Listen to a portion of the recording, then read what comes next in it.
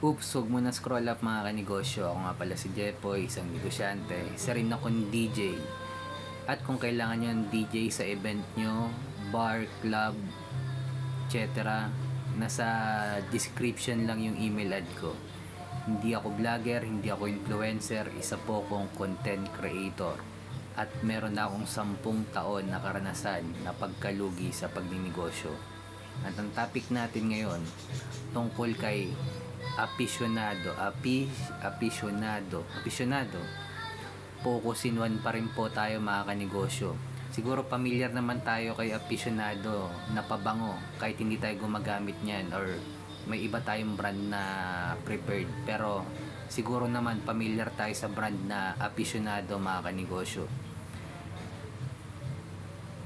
Ito, kung nagsisimula ka pala magnegosyo, advantage mo na to. Sigurado tapusin mo tong video ko, marami ka matututunan dito. Kung nagninegosyo ka naman na, siguro ito yung dahilan, isa sa mga dahilan kung bakit nalulugi yung negosyo mo. Ito muna kwento mga kanegosyo.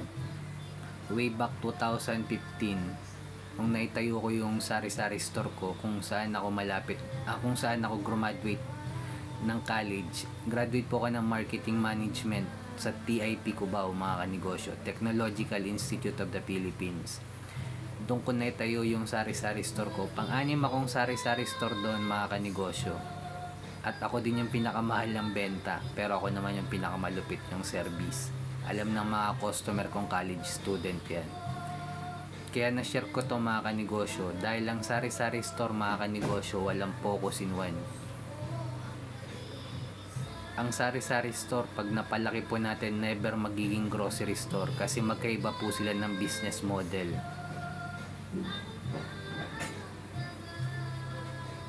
Ang sari-sari store, ang paninda sa sari-sari store, binili mo muna lahat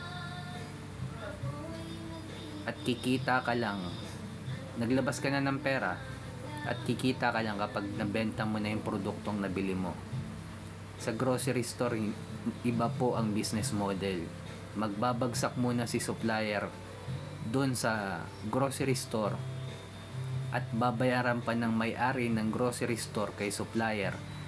The moment na nabili yung product, doon pa lang magbibilang ng 90 to 120 days, 3 to 4 months mga kanegosyo, yung pera na nasa may-ari ng grocery store. Ibig sabihin, panalo sa cash flow yung may-ari ng grocery store.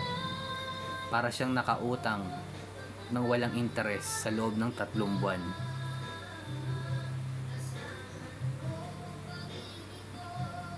Kasi babayaran niya pa kay supplier yon sa loob ng 3 buwan mga kanegosyo.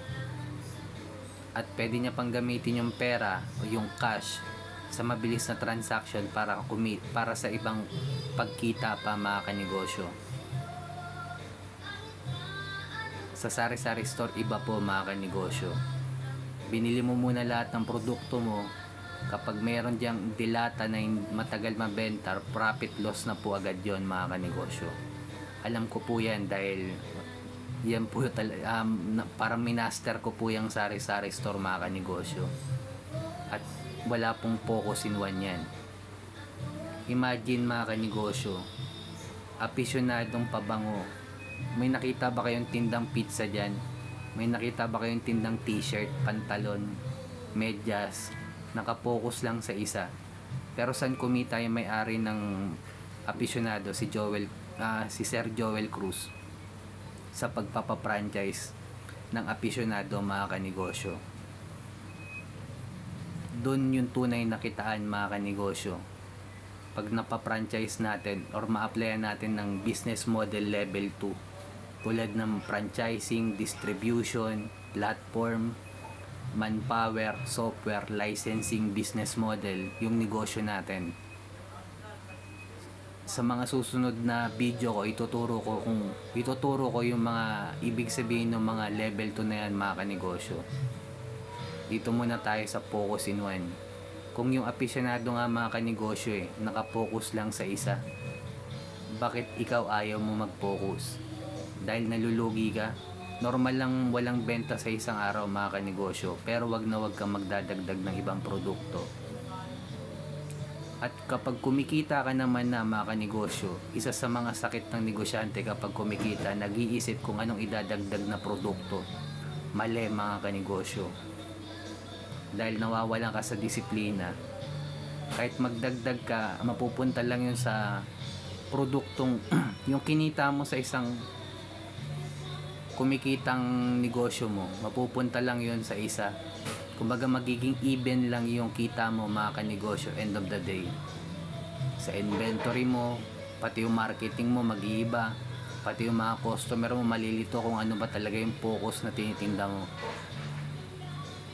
At kung umabot ka sa dulo na video na to, nagpapasalamat ako mga kanegosyo. Subscribe ka naman sa video ko, heart mo na rin to. Kung may mga tanong ka, comment ka lang sa baba. Bilang negosyante, kung dumadaan tayo sa pagsubok at struggle, huwag natin kalimutan mag-pray mga kanegosyo. Kahit anong religion natin. Ingat tayong lahat. Peace.